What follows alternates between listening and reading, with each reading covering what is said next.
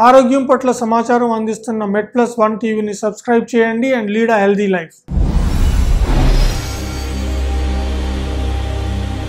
నమస్కారం, నేను doctor G Satyanarayana, senior gastroenterologist, hepatologist and interventional endoscopist, Care Hospital, Visakhapatnam. Hepatitis C అనేది ప్రాణాంతకమా? యాక్చువల్లీ హెపటైటిస్ అనేది లివర్కి, మన కాలేయంకి ఏదైనా స్వెల్లింగ్ వస్తే దాన్ని హెపటైటిస్ అంటారు. సో ఈ హెపటైటిస్ రావడానికి చాలా కారణాలు ఉన్నాయి. Viral infections, hepatitis A virus, B virus, C virus, E virus, D virus అని చాలా రకాల వైరసెస్ ఉంటాయి. అలాగే మనం ఆల్కహాల్ తాగే వల్ల కూడా హెపటైటిస్ వస్తుంది. అలాగే కొన్ని మెడిసిన్స్, మనం తీసుకునే మెడిసిన్స్ వల్ల కూడా లివర్కి డ్యామేజ్ వచ్చి స్వెల్లింగ్ వస్తుంది, దాన్ని కూడా హెపటైటిస్ అంటారు. అలాగే మన కొన్ని నాటు వైద్యం వల్ల కూడా మనకి డ్రగ్స్ లివర్లో కాన్సన్ట్రేట్ అయ్యి లివర్ని డ్యామేజ్ చేసి కొన్ని డ్రగ్స్ హెపటైటిస్కి గుర్తిస్తాయి. సో ఈ హెపటైటిస్ సి వైరస్ అనేది it's a type of virus. అది ఒక పురుగు. అది it is called RNA virus అంటాము. ఆ వైరస్ లివర్ లోపలికి పోయి లివర్ సెల్స్ని డ్యామేజ్ చేస్తుంది. సో లివర్ సెల్స్ డ్యామేజ్ కంటిన్యూస్గా అలాగా లివర్ సెల్స్ డ్యామేజ్ అవుతూ ఉంటే ఆ లివర్ అనేది చెడిపోతుంది, దాని షేప్ చేంజ్ అయిపోతుంది, దాని ప్రెషర్ డైనమిక్స్ చేంజ్ అయిపోతాయి. అది ఎలాగా కొన్ని సంవత్సరాలు బట్టి ఆ వైరస్ని మనం ఏమి ట్రీట్మెంట్ చేయకుండా అలాగా వదిలేస్తే ఆ లివర్ అనేది కంప్లీట్గా చెడిపోయి సో సిరోసిస్ అనే స్టేజ్కి డెవలప్ అవుతుంది. సో సిరోసిస్ అనేది ఏంటి? End stage liver disease. దాని తర్వాత లివర్లో క్యాన్సర్ రావడానికి కూడా అవకాశం ఉంటుంది హెపటైటిస్ సి వైరస్ వల్ల. సో హెపటైటిస్ సి వైరస్ని కానీ మనం ముందే తెలుసుకోగలిస్తే బ్లడ్ టెస్టులు చేసి ఆ వైరస్ని మనం కంప్లీట్గా బాడీ నుంచి కిల్ చేసి బాడీ నుంచి రిమూవ్ చేసే అవకాశాలు ఉంటాయి. దర్బై మనం మన లివర్ని ప్రొటెక్ట్ చేసుకోవచ్చు ఏమీ డ్యామేజ్ అవ్వకుండా. హెపటైటిస్ లక్షణాలు, నిర్ధారణ పరీక్షలు. హెపటైటిస్ అనేది ఒకటి అక్యూట్ హెపటైటిస్ అంటాం, సడన్గా వచ్చేది. సెకండ్ క్రోనిక్ హెపటైటిస్ అంటాం, అది స్లోగా బాడీలో ఉంటూనే ఉంటుంది. సో ఈ అక్యూట్ హెపటైటిస్ వచ్చేటప్పుడు మనకి నార్మలీ ఈ ఫ్లూ లైక్ సిమ్టమ్స్ వస్తాయి. కొద్దిగా జ్వరం రావచ్చు, కొద్దిగా బాడీ పెయిన్స్ రావచ్చు, అలాగే మనం పాస్ చేసే యూరిన్ పసుపుగా రావచ్చు, కళ్ళు పసుపుగా అయిపోవచ్చు, ఆకలి తగ్గిపోవచ్చు, కాస్త కడుపులో నొప్పి కూడా రావచ్చు. ఈ లక్షణాలు కానీ మనకి కనిపిస్తే మనం త్వరగానే డాక్టర్ని సంప్రదించాలి. అలాగే క్రానిక్ హెపటైటిస్ అనేది మనం టెస్ట్ చేసేదాకా మనకి తెలియదు. సో జనరలీ క్రానిక్ హెపటైటిస్ వాళ్ళకి కొద్దిగా బాడీలో వీక్నెస్ ఉంటుంది, ఆకలి కాస్త తగ్గుతుంది, కొంతమందికి బాడీలో స్వెల్లింగ్ వస్తుంది, పచ్చకామలు రావచ్చు.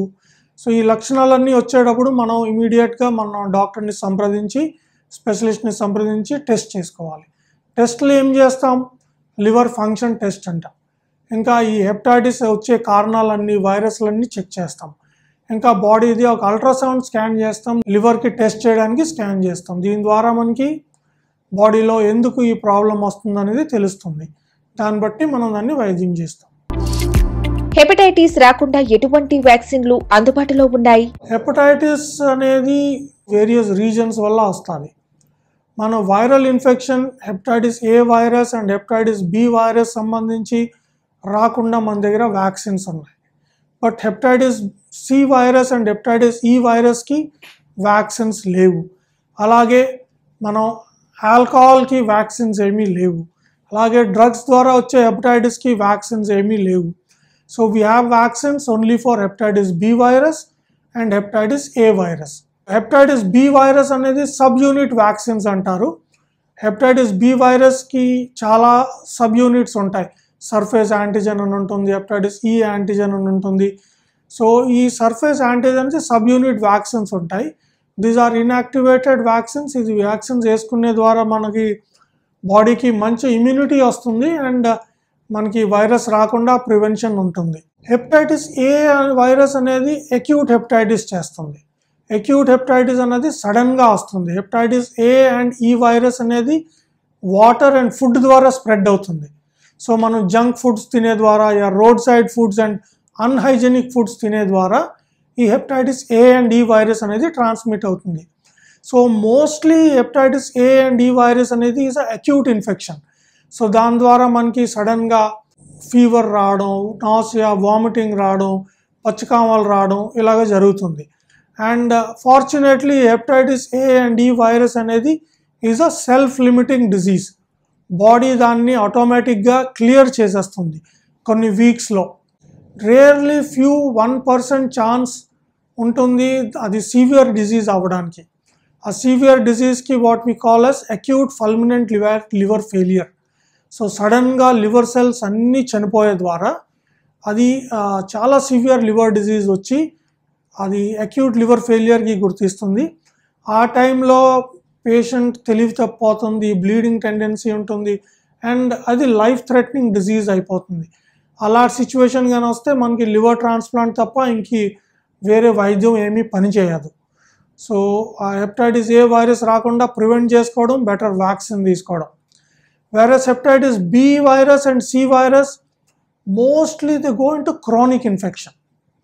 సో అది బాడీలో ఉండిపోతుంది. ఒకసారి hepatitis B virus, C virus కానీ మనకి బేసికలీ ఇన్ఫెక్షన్ వస్తే అది బాడీలో పర్మనెంట్గా ఉండిపోతుంది. హెపటైటిస్ బి వైరస్ అనేది డిఎన్ఏ వైరస్.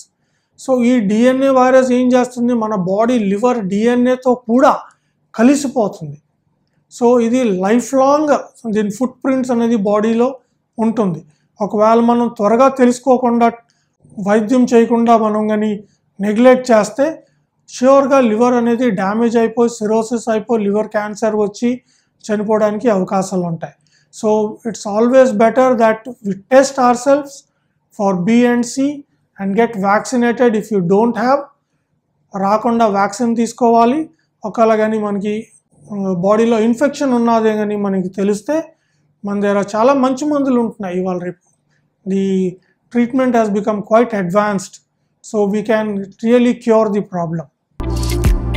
హెపటైటిస్ అనేది ఒకరి నుంచి మరొకరికి వ్యాప్తి చెందుతుందా? ఈ hepatitis B and C virus అనేది బ్లడ్ అండ్ సెక్షువల్ ట్రాన్స్మిషన్ ద్వారా, అన్ప్రొటెక్టెడ్ సెక్స్ ద్వారా బాడీ నుంచి బాడీకి ట్రాన్స్మిట్ అవుతాయి. సో ఒక పేషెంట్కి hepatitis B or C virus ఉన్నది అంటే ఒకవేళ వాళ్ళ బ్లడ్ మన బ్లడ్తో కానీ మిక్స్ అయితే మనకి రావడానికి అవకాశం ఉంటుంది. సో ఈ షేవింగ్ బ్లేడ్ అనేది suppose hepatitis B virus infection ఉన్నది, వాడికి తెలియదు ఉన్నది, వాళ్ళు షేవ్ చేసుకున్నారు, కట్ అయింది, బ్లేడ్కి చిన్న బ్లడ్ తగిలే ఉన్న బ్లేడ్తో మనం కూడా షేవ్ చేసుకున్నాం, మనకు కూడా దాంతో కట్ వచ్చింది అంటే ఆ వైరస్ మన బాడీలోకి వచ్చేస్తుంది. So it is transmitted through blood, infected blood mix with non infected blood. Bile duct సమస్యకు కారణాలు. యాక్చువల్లీ బైల్ డక్ట్ అంటే ఏంటి? మనకి బాడీలో కాలేయం అనేది ఉంటుంది, దట్స్ వి కాల్ ఇంగ్లీష్లో లివర్ అంటాం. లివర్ ఫంక్షన్ ఏంటి? There are multiple functions of liver, but one of the major function ఏంటి, మనకి బైల్ తయారు చేయడం, పైత్యం అంట. సో ఆ బైల్ బాడీ లివర్లో ప్రొడ్యూస్ అయిన బైల్ మన లివర్ నుంచి పేగుల్లోకి రావాలి. ఎందుకంటే మన బైల్ మన డైజెషన్కి హెల్ప్ చేస్తుంది, మనం తినే ఫుడ్ డైజెస్ట్ చేస్తుంది. సో ఒక డక్ట్ లివర్ నుంచి పేగులకి కనెక్ట్ అవుతుంది. సో దాన్ని మనం బైల్ డక్ట్ అని అంటాం. అలాగే దాని పక్కన ఒక బ్లాడర్, ఒక బెలూన్ లాగా ఉంటుంది, దాన్ని గాల్ బ్లాడర్ అంటాం. అది కాలేయం కింద ఉంటుంది. సో ఆ గాల్ బ్లాడర్ కూడా పిత్తాశయం అంటాం దాన్ని తెలుగులో. ఆ గాల్ బ్లాడర్ కూడా ఈ బైల్ డక్ట్ కనెక్టెడ్ ఉంటుంది. సో మన లివర్ నుంచి వచ్చే బైల్ కాసేపు గాల్ బ్లాడర్లో స్టోర్ అయ్యి దాని తర్వాత మళ్ళీ ఈ బైల్ డక్ట్ ద్వారా స్మాల్ ఇంటెస్టైన్ అనేది డియోడినమ్కి వస్తుంది. సో మనం ఫుడ్ తింటాం, స్టమక్ నుంచి డియోడినమ్కి వస్తుంది స్మాల్ ఇంటెస్టైన్కి. సో ఆ ఫుడ్ అక్కడికి వచ్చేసరికి ఆ బైల్ కూడా అక్కడికి వస్తుంది. సో ఆ బైల్ మన తినే ఫ్యాట్ ప్రొడక్ట్స్ అన్ని డైజెషన్కి హెల్ప్ చేస్తుంది. సో ఇప్పుడు ఈ బైల్ డక్ట్ అనేది మీకు ఎక్స్ప్లెయిన్ చేశాను. సో ఈ బైల్ డక్ట్లో ఏమైనా ప్రాబ్లం వస్తే బైల్ డక్ట్ డిజీజ్ అంటాం. సో ఈ బైల్ డక్ట్లో ప్రాబ్లమ్స్ ఏమి రావచ్చు? బైల్ డక్ట్ బ్లాక్ అయిపోవచ్చు. ఆ బ్లాక్ ఎలాగొస్తుంది?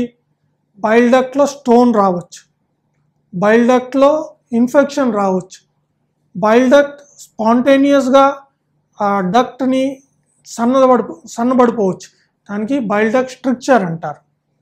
ఈ స్ట్రిక్చర్ కూడా రావడానికి 2 కారణాలు ఉంటాయి. ఒకటి ఇన్ఫెక్షన్ వల్ల రావచ్చు, ఒకటి క్యాన్సర్ వల్ల రావచ్చు. సో ఈ బైల్ డక్ట్ అనేది 8 to 10 సెంటీమీటర్ అనేది లెంత్ ఉంటుంది. సో ఈ డక్ట్లో ఎక్కడైనా క్యాన్సర్ రావచ్చు. సో దానికి కొలాంజియోకార్సినోమా అంటారు, రైట్. సో ఈ డక్ట్లో స్టోన్ అడ్డకు రావచ్చు. సో ఈ డక్ట్లో స్టోన్ బైల్ డక్ట్ స్టోన్స్ అంటారు. ఈ స్టోన్స్ ఎక్కడి నుంచి వస్తాయి? ఈ స్టోన్స్ జనరల్లీ గాల్ బ్లాడర్లో ఏర్పడతాయి. లాంగ్ స్టాండింగ్ చిన్న చిన్న స్టోన్స్ సైజ్ తయారై అది అలాగే దాని సైజ్ ఇంక్రీజ్ అయ్యి గాల్ బ్లాడర్ నుంచి బైల్ డక్ట్లోకి వచ్చేస్తుంటాయి. దానివల్ల ఈ బైల్ డక్ట్లో కూడా స్టోన్స్ ఏర్పడతాయి. అలాగే బైల్ డక్ట్లో ఇన్ఫెక్షన్ వచ్చే ద్వారా కూడా బైల్ డక్ట్లో స్టోన్స్ ఏర్పడతాయి. చికిత్సా విధానాలు. సో బైల్ డక్ట్లో సమస్యలు ఉండేటప్పుడు ఇవాళ రేపు ఎండోస్కోపీ ద్వారా ఆ సమస్యని తొలగించవచ్చు. మనం ఈ ప్రొసీజర్ని మేము ఈఆర్సిపి అంటాం. మనం నోట్ల ద్వారా మిషన్లు పంపించి సో బైల్ డక్ట్ ఎక్కడ ఇంటెస్టైన్లో ఓపెన్ అవుతుందో అక్కడ దాకా వెళ్ళి ఆ ఓపెనింగ్ త్రూ నుంచి మేము బైల్ డక్ట్ లోపలికి పోయి ఆ స్టోన్స్ని క్రష్ చేసి బ్రేక్ చేసి డక్ట్ని డైలేట్ చేసి మేము మిషన్స్ ద్వారా తీసేస్తాం. దీన్ని ఆపరేషన్ అవసరం ఉండదు. జనరలీ ఎంత పెద్ద స్టోన్ అయినా మేము ఆపరేషన్ లేకుండా బైల్ డక్ట్ స్టోన్ని తీసేయవచ్చు. సో దానికి స్పెషల్ ప్రొసీజర్స్ కూడా ఉంటాయి. కొత్త ఎక్విప్మెంట్ వచ్చింది కొలాంజియోస్కోప్ అని. దాని ద్వారా మేము బైల్ డక్ట్లోకి వెళ్ళి ఆ స్టోన్స్ని లేజర్ ద్వారా బ్లాస్ట్ చేసి ఆ స్టోన్స్ని బ్రేక్ చేసి we can remove clear the stones and it's a very comfortable procedure to the patient అన్నమాట. పేషెంట్ హాస్పిటల్లో ఉండవసరం కూడా లేదు. ఉదయం వస్తే సాయంకాలం ఇంటికి వెళ్ళిపోవచ్చు. బయట నుంచి కటింగ్ ఏమీ ఉండదు. అసలు పెయిన్లెస్ ప్రొసీజర్, అసలు రిస్క్ ఏమీ ఉండదు. So it is a very comfortable procedure to the patient. Generally దీన్నే కానీ మనం సర్జరీ ద్వారా చేయాలంటే ఇదర్ లాప్రోస్కోపిక్ చేయాలి లేకపోతే ఓపెన్ చేయాలి. పేషెంట్ హాస్పిటల్లో వారం 10 రోజులు ఉండాలి. They'll be a big cut over the abdomen and it is a painful procedure. Endoscopy అంటే ఏమిటి? దీని అవసరం ఎందుకు ఏర్పడుతుంది? ఎండోస్కోపీ అంటే ఒక మెషిన్ని కెమెరాని కడుపులో పంపించి దాన్ని ఎగ్జామిన్ చేయడం అంటాం ఎండోస్కోపీ. అలాగే కొలోనోస్కోపీ అనేది మనం యానస్ ద్వారా లార్జ్ ఇంటెస్టైన్ని ఎగ్జామిన్ చేయడానికి కొలోనోస్కోపీ అంటాం. అలాగే స్మాల్ ఇంటెస్టైన్కి ఎగ్జామిన్ చేయడానికి మనకి స్పెషల్ ఎండోస్కోప్స్ ఉంటాయి. ఎంట్రోస్కోప్స్ అంటాం, క్యాప్సూల్ ఎండోస్కోప్స్ అంటాం. సో ఎండోస్కోప్ ద్వారా మనం ఎగ్జామిన్ చేస్తే మనకి ఏం తెలుస్తుంది? మనకి ఎండోస్కోప్ ద్వారా ఎగ్జామిన్ చేస్తే మన ఇంటెస్టైన్లో అంతా నార్మల్గా ఉందా, ఏమైనా ప్రాబ్లం ఉన్నదా అనేది తెలుస్తుంది. సో ఇంటెస్టైన్లో ఏం ప్రాబ్లమ్స్ రావచ్చు? మన ఇంటెస్టైన్లోని పేగుల్లో అల్సర్స్ రావచ్చు. అల్సర్స్ అంటే పేగులు కన్నం పడిపోవచ్చు. దాన్ని అల్సర్స్ అంటారు. సో దాన్ని మనం త్వరగా తెలుసుకోవచ్చు. అలాగే మన పేగుల్లో క్యాన్సర్స్ రావచ్చు. సో మనం కానీ ఎండోస్కోపీ చేస్తే ఆ క్యాన్సర్ని మనం త్వరగా కానీ డయాగ్నోసిస్ చేస్తే మనకి పెద్ద పొట్ట కోసి పొట్ట చీరి ఆపరేషన్ లేకుండా ఆ క్యాన్సర్ని కూడా ఇవాళ రేపు మనం ఎండోస్కోప్ ద్వారా ట్రీట్మెంట్ చేసి క్యూర్ చేయొచ్చు. సో ఎండోస్కోప్ ఎప్పుడు చేస్తాం? ఎండోస్కోప్ మనకి కడుపులో నొప్పి, కడుపులో మంట, వాంతులు ఇలాంటికని సిమ్టమ్స్ ఉంటే అప్పుడు ఎండోస్కోప్ చేస్తాం. లేకపోతే ఫ్యామిలీలో క్యాన్సర్ హిస్టరీ ఉన్నది, సో మనకు కూడా క్యాన్సర్ వచ్చే అవకాశం ఉన్నది, అది కానీ తెలుసుకోవడానికి ఉంటే అప్పుడు ఎండోస్కోప్ చేస్తాం. అవసరం లేకుండా చేస్తున్నాము అంటే యూజువలీ సిమ్టమ్స్ ఉంటేనే చేస్తాం. కడుపులో నొప్పి, మంట, వాంతు, తేన్పులు ఇట్లా కానీ సిమ్టమ్స్ ఉంటేనే చేస్తాం, లేకపోతే చేయ అవసరం లేదు. సీజన్లతో పాటు జీర్ణ సంబంధిత సమస్యలు వస్తాయా? జీర్ణకు సంబంధించిన సమస్యలు అంటే సీజన్స్తో రిలేషన్ లేదు. బేసికలీ ఇది మన లైఫ్ స్టైల్తో రిలేషన్ ఉంది. ఇవాళ రేపు మీరు అందరూ చూస్తుంటారు, అందరికీ స్ట్రెస్ ఉంటుంది. అసలు భోజనం ఎవరు సరిగ్గా చేయరు, కరెక్ట్ టైంకి చేయరు, తినే ఫుడ్ క్వాలిటీ ఉండదు, అన్ని రోడ్ సైడ్ ఫుడ్స్ ఉంటాయి, జంక్ ఫుడ్స్ ఉంటాయి. మన పూర్వకాలంలో ఫుడ్స్ ఏమీ లేవు. రాత్రంతా జాగరం ఉంటుంది, ఆల్కహాల్ ఉంటుంది, స్మోకింగ్ ఉంటుంది. So these life style changes అనేవి ఇదే మన జీర్ణ సంబంధించి ప్రాబ్లంకి మేజర్ రీజన్. కోవిడ్ నుంచి కోలుకున్న వారిలో జీర్ణ సంబంధిత సమస్యలు పెరుగుతాయా? సో ఇది వాస్తవమే. యాక్చువల్లీ కోవిడ్ ఉన్న వల్ల కోవిడ్ ట్రీట్మెంట్ చేయడానికి చాలా మెడిసిన్స్ ఇస్తున్నారు. దాంట్లో స్టిరాయిడ్స్ ఉంటాయి, చాలా మందులు ఉంటాయి. సో ఈ బేసికలీ ఇవాళ రేపు చాలామంది చూస్తున్నాము కోవిడ్ వచ్చి పోయే తర్వాత ఆ జీర్ణ సంబంధించి చాలా సిమ్టమ్స్ వస్తున్నాయి. సో నేను అనుకునేది బేసికలీ ఇట్స్ బికాస్ మనం చాలా మెడిసిన్స్ తీసుకునే వల్ల కడుపులో స్టమక్లో కొద్దిగా ఇన్ఫ్లమేషన్ వచ్చి కడుపులో అల్సర్స్ ఏర్పడి ఈ సమస్యలు వస్తున్నాయి. కడుపు పూతకు కారణాలు, చికిత్స. కడుపు పూత అంటే బేసికలీ ఇది యాసిడిటీ ప్రాబ్లమే అంటారు. So this is called acid peptic disease. So మనం గమనించాలి ఇది ఎందుకు వస్తుంది. సో ఇది ఎందుకు వస్తుంది అంటే ఫస్ట్ మన కడుపులో నార్మల్ కన్నా ఎక్కువ యాసిడ్ ప్రొడ్యూస్ అవుతుంది. అది ఎందుకు ప్రొడ్యూస్ అవుతుంది? So there are multiple reasons. ఒకటి ఫస్ట్ ఈ stress, untimely food, many medication use, similarly alcohol consumption, smoking, unnatural diets, unhealthy diets, long time food తినకుండా ఫాస్టింగ్ చేయడం. So these are all the main reasons. ఇంకొక reason ఉంటుంది మన Indian కమ్యూనిటీలో ఎక్కువ, అది ఒక హెచ్ పైలోరీ అనే ఇన్ఫెక్షన్ ఉంటుంది. సో జనరలీ మేము అది ఉన్నదా లేదా తెలుసుకోవడానికి కూడా ఎండోస్కోపీ చేస్తుంటాం, బయాప్సీ చేసి తెలుసుకుంటాం కడుపులో అల్సర్ ఉందా లేదా తెలుసుకోవడానికి. సో ఈ కడుపు పూత అనేది కడుపులో ఫస్ట్ లేయర్కి మేము మ్యూకస్ లేయర్ అంటాం. సో దాంట్లో మ్యూకోసాలో స్వెల్లింగ్ వస్తుంది. స్వెల్లింగ్ వచ్చి ఆ మ్యూకోసాలో కన్నం పడుతుంది. సో దానికి యాసిడ్ పెప్టిక్ డిసీజ్ అంటాం. So these are the main reasons for the acid peptic disease. So ఒకవేళ కానీ మనం ఈ యాసిడ్ తగ్గించాలి అంటే మనకి హెల్దీ లైఫ్ స్టైల్ ఫాలో చేయాలి. సో యాసిడ్ సిక్రీషన్ అవ్వడానికి స్టిమ్యులస్ తగ్గాలి. కోల్డ్ డ్రింక్స్ ఎక్కువ తాగడం, కార్బోనేటెడ్ డ్రింక్స్, కోల్డ్ డ్రింక్స్, దాంట్లో కార్బోనిక్ యాసిడ్ ఉంటుంది.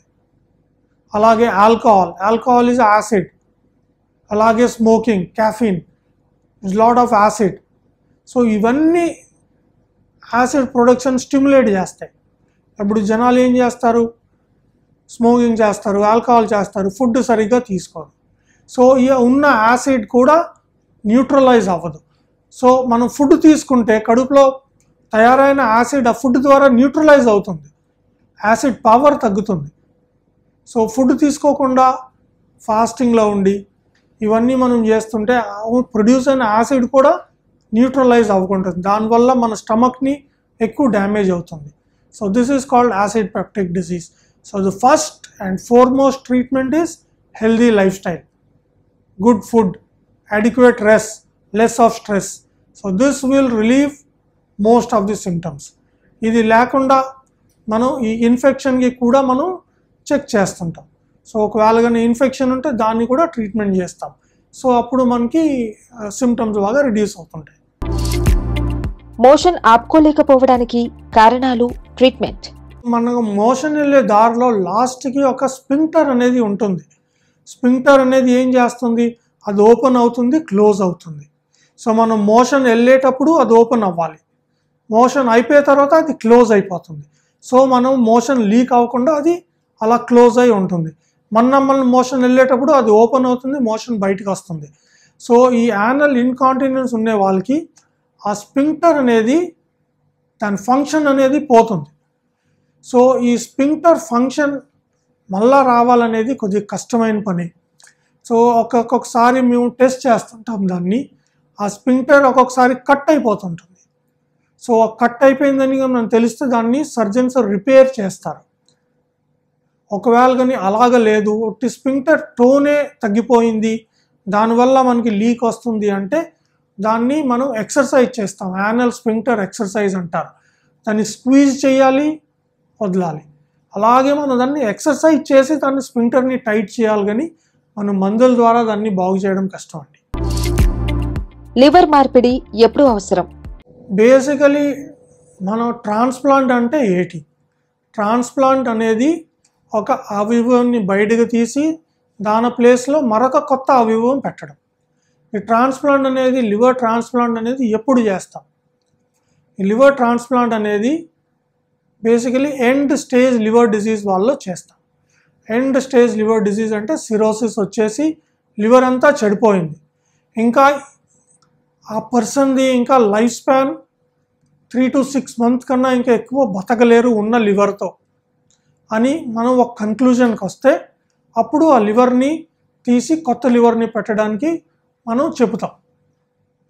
ఆ లివర్ ఇంకా పనిచేయదు, ఈ లివర్ ఇంకా ఉంటే లైఫ్ స్పాన్ ఇంకా 3 to 6 months కన్నా ఇంకా ఉండదు అని మనకి కొన్ని టెస్టుల ద్వారా మనకి అర్థమవుతుంది. అప్పుడు వాళ్ళని లివర్ ట్రాన్స్ప్లాంటేషన్ అనేది చెప్తాం. సో ఈ లివర్ ట్రాన్స్ప్లాంటేషన్ అనేది ఎలా చేస్తారు? లివర్ ట్రాన్స్ప్లాంటేషన్ అనేది 2 విధాలుగా అవుతుంది. ఒకటి డిసీజ్ డోనర్ లివర్ ట్రాన్స్ప్లాంట్ అంటారు, ఒకటి లైవ్ రిలేటెడ్ లివర్ ట్రాన్స్ప్లాంట్ అంటారు. ఈ డిసీజ్ డోనర్ లివర్ ట్రాన్స్ప్లాంట్ అనేది ఏంటి? మీకు తెలిసే ఉంటుంది, రోడ్ ట్రాఫిక్ యాక్సిడెంట్లో కొంతమందికి ఇంజురీస్ అవుతుంటాయి, అలాగే బ్రెయిన్ ఇంజురీ కూడా వస్తుంది. సో వాళ్ళకి బ్రెయిన్ డెత్ అయిపోతుంది. సో వాళ్ళ బ్రెయిన్ అనేది ఇంకా 100% పని చెయ్యదు ఎట్టి పరిస్థితిలో. అప్పుడే వాళ్ళని బ్రెయిన్ డెత్ అని డిక్లేర్ చేస్తారు. బ్రెయిన్ డెత్ అని డిక్లేర్ చేసే తర్వాత ఇంకా బాడీ ఒక 12 hours దాకా బతికే ఉంటుంది. ఇంకా 12 hours తర్వాత కంప్లీట్లీ చచ్చిపోతారు వాళ్ళు.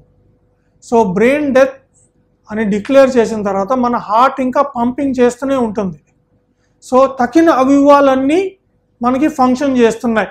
సో వాళ్ళు స్వతహాగా ఫ్రంట్కి వచ్చి వాళ్ళ అవయవాల్ని డొనేట్ చేస్తే, సో వాళ్ళు లివర్ని తీసుకొచ్చి ఈ చెడిపోయిన లివర్ వాళ్ళకి ప్లేస్లో పెడతాం. దాన్ని డిసీజ్ డోనర్ లివర్ ట్రాన్స్ప్లాంట్ అని అంటారు. ఇంకా ఒకటి ఉంటుంది live related liver transplant. So same blood group match చేసే వాళ్ళు ఫస్ట్ డిగ్రీ రిలేటివ్స్ ఎవరైనా వాళ్ళ సగం లివర్ని డొనేట్ చేస్తే అప్పుడు ఆ సగం లివర్ని ఈ చెడిపోయే అవయవం వాళ్ళకి ట్రాన్స్ప్లాంట్ చేస్తాం. That is called live related liver transplant. Pancreas ఉపయోగాలు, ప్యాంక్రియాటైటిస్ సమస్యకు కారణాలు, జాగ్రత్తలు. సో ప్యాంక్రియాటైటిస్ అని తెలిసే ముందు, ప్యాంక్రియాటైటిస్ మాట్లాడే ముందు ప్యాంక్రియాస్ అనే అవయవం కోసం మాట్లాడాలి. సో ఈ ప్యాంక్రియాస్ అనేది ఒక అవయవం మన లివర్ దగ్గర, డియోడినం దగ్గర ఉంటుంది మన బాడీలో. సో దీని మేజర్ ఫంక్షన్ ఏంటి? దీనికి 2 ఫంక్షన్స్ ఉన్నాయి. ఒకటి ఎండోక్రైన్ ఫంక్షన్, ఒకటి ఎక్సోక్రైన్ ఫంక్షన్ అంటారు. సో ఈ ఎండోక్రైన్ ఫంక్షన్ అంటే ఏంటి? ప్యాంక్రియాస్ది. ప్యాంక్రియాస్ ఒక ప్రోటీన్ని సిక్రీట్ చేస్తుంది, దాన్ని ఇన్సులిన్ అంటారు. సో ఈ ఇన్సులిన్ అనేది మన బాడీ బ్లడ్ షుగర్ని రెగ్యులేట్ చేస్తుంది. సో ఇది మన ప్యాంక్రియాస్ ఎండోక్రైన్ ఫంక్షన్. అలాగే మన ప్యాంక్రియాస్కి ఎక్సోక్రైన్ ఫంక్షన్ అనేది అంటారు. సో ఎక్సోక్రైన్ ఫంక్షన్ అనేది ప్యాంక్రియాస్ జ్యూసెస్ సిక్రీట్ చేస్తుంది. These are called pancreatic juices. So ఈ జ్యూస్లు ఒక డక్ట్ ద్వారా మన పేగుల్లోకి వస్తాయి. మనం తినే ఫుడ్ని బ్రేక్ చేసి డైజెస్ట్ చేస్తాయి. ప్రోటీన్ని, ఫ్యాట్ని అన్నిటినీ డైజెస్ట్ చేస్తాయి. So the function of pancreas digestive juice secrete చేయడం, అలాగే ఇన్సులిన్ సిక్రీట్ చేయడం. సో ఈ ప్యాంక్రియాస్లో ఎప్పుడైనా స్వెల్లింగ్ వచ్చిందనుకోండి, దాన్ని ప్యాంక్రియాటైటిస్ అంటారు. సో ఈ ప్యాంక్రియాస్లో స్వెల్లింగ్ ఎందుకు వస్తుంది? Major reason alcohol intake. Foremost cause alcohol intake. Second, gall bladder stones. ఈ ప్యాంక్రియాటిక్ జ్యూసెస్ ఒక డక్ట్ ద్వారా బయటకు వస్తాయి, దాన్ని ప్యాంక్రియాటిక్ డక్ట్ అంటారు. ఈ ప్యాంక్రియాటిక్ డక్ట్ అప్పుడు మీకు ముందు ఎక్స్ప్లెయిన్ చేశాను, బైల్ జ్యూసెస్ వస్తాయి బైల్ డక్ట్ ద్వారా. సో ఈ pancreatic duct bile duct join అయ్యి ఇంటెస్టైన్లో ఓపెన్ అవుతాయి. సో ఈ గాల్ బ్లాడర్ స్టోన్స్ బైల్ డక్ట్లోకి జారి కిందకి కానీ వస్తే ఆ ప్యాంక్రియాటిక్ డక్ట్ కూడా బ్లాక్ చేసి అప్పుడు ఈ ప్యాంక్రియాటైటిస్ అనేది స్వెల్లింగ్ వస్తుంది. So these are the 2 major reasons for acute pancreatitis. అలాగే కొన్ని డ్రగ్స్ ద్వారా ప్యాంక్రియాటైటిస్ వస్తుంది, కొన్ని ఇన్ఫెక్షన్ ద్వారా ప్యాంక్రియాటైటిస్ వస్తుంది. మన సౌత్ ఇండియాలో ఒక డిసీజ్ ఉంటుంది called tropical pancreatitis. So these are all the reasons of pancreatitis. Pancreatitis అనేది చాలా డేంజరస్ డిసీజ్. కొంతమందిలో చిన్న నొప్పితో ఆగిపోతుంది, కొంతమందిలో ఇట్ బికమ్స్ వెరీ సీరియస్. దానివల్ల లంగ్స్ ఫెయిలియర్ రావచ్చు, కిడ్నీ ఫెయిలియర్ రావచ్చు, బ్లడ్ ప్రెషర్ తగ్గిపోవచ్చు, వెంటిలేటర్ పెట్టడం అవసరం ఉండొచ్చు.